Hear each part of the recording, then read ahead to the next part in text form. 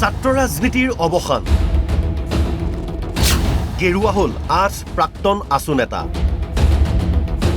গেৰুৱা বসন পিন্ধিলে প্ৰাক্তন প্ৰশাসনিক বিষয়ায়ো ২৬ৰ নিৰ্বাচনৰ বাবে সমষ্টিয়ে ব্যাপক তৎপৰতা চলিছে শাসক বিৰোধী পুনৰবাৰ দিছপুৰৰ মস্তত দখল কৰিবলৈ বদ্ধপৰিকৰ গেৰুৱা শিবিৰ বাজপেয়ী ভৱনত চলি আছে যোগদান কাৰ্যসূচী বিজেপিত যোগদান দল সংগঠনৰ নেতাৰ শনিবাৰেও বাজপেয়ী ভৱনত আয়োজন কৰা হ'ল যোগদান কাৰ্যসূচী ৰাজ্যিক সভাপতি দিলীপ শইকীয়াৰ উপস্থিতিত বৃহৎ যোগদান কাৰ্যসূচী ছাত্ৰ নেতাৰ পৰা প্ৰশাসনিক বিষয়ালৈ বিজেপি আদৰি লৈছে সৰ্বস্তৰৰ নেতা বগা কামিজ নীলা পেণ্ট পৰিহিত ছাত্ৰ নেতায়ো জাতীয়তাবাদৰ বসন সলাই ৰাষ্ট্ৰীয়তাবাদী শিবিৰৰ দিশে ধাৱমান হ'ল উজনিৰ আসুৰ এসময়ৰ বলিষ্ঠ কণ্ঠৰূপে পৰিচিত বহু ছাত্ৰ নেতাই গেৰুৱা বসন পিন্ধিলে এয়া মাথো আনুষ্ঠানিকতা এসময়ত সদৌ অসম ছাত্ৰ সন্থাৰ মজিয়াৰ পৰা চৰকাৰৰ জনবিৰোধী সিদ্ধান্তক প্ৰত্যাহ্বান জনোৱা শংকৰজ্যোতি বৰুৱাও বিজেপিত চামিল হ'ল ছাত্ৰ নেতা ৰূপে দীৰ্ঘ সময় আসুৰ মজিয়াৰ পৰা হুংকাৰ প্ৰদান কৰা তথা সদৌ অসম ছাত্ৰ সন্থাৰ সাধাৰণ সম্পাদকৰ দৰে গুৰু দায়িত্ব লাভ কৰা শংকৰজ্যোতি বৰুৱায়ো দীপাংক নাথ আৰু প্ৰকাশ দাসৰ পথ ল'লে একেদৰে আসুৰ মজিয়াৰ এসময়ৰ প্ৰভাৱশালী নেতা কনক গগৈ অৰ্জুন চেত্ৰীয়ে যোগ দিলে বিজেপিত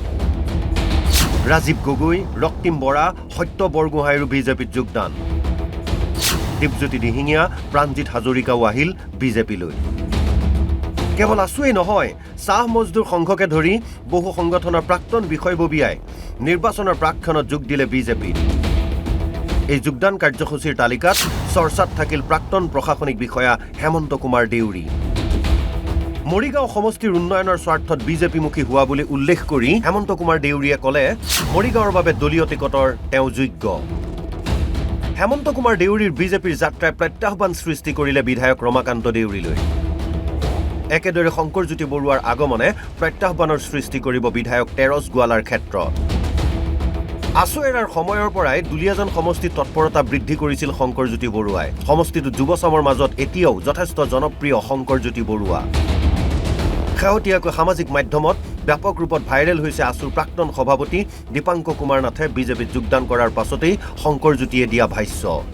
দীপাংক কুমাৰ নাথ আসুৰ প্ৰাক্তন সভাপতি আছিল আজি প্ৰায় ১ বছৰ ৩ মাহ আগতে ছাত্ৰ সন্থাৰ মজিয়া ত্যাগ কৰিছে আৰু আজি আমি তেখেতৰ বক্তব্য আৰু সংবাদ মাধ্যমৰ যোগেদি অৱগত হৈছো যে আজি তেখেতে বিজেপিত যোগদান কৰিব এইটো আচলতে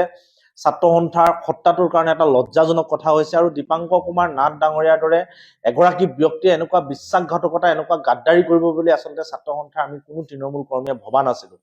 এতিয়া আচলতে ৰাইজে ছাত্ৰ সন্থাক প্ৰশ্নবান কৰিছে বিভিন্ন সময়ত আমাৰ তৃণমূল কৰ্মীসকলে আমি সকলোৱে প্ৰশ্নৰ সন্মুখীন হৈছো আৰু যিগৰাকী ব্যক্তিয়ে ডিঙিৰ সুৰ ফুলাই কা আন্দোলনৰ সময়ত দল খুলিছিল বিকল্প সন্ধানৰ কথা কৈছিল সেইগৰাকী ব্যক্তিয়ে আজি পাভলুটি মাৰি বিজেপিত যোগদান কৰিছে ইয়াতকৈ আচলতে জাতীয় গাদ্দাৰ আৰু কোনো থাকিব নোৱাৰে গতিকে এইগৰাকী ব্যক্তি যিটো পাভলুটি মাৰিছে ইয়াৰ শিক্ষা নিশ্চিতভাৱে এটা সময়ত ৰাইজে দিব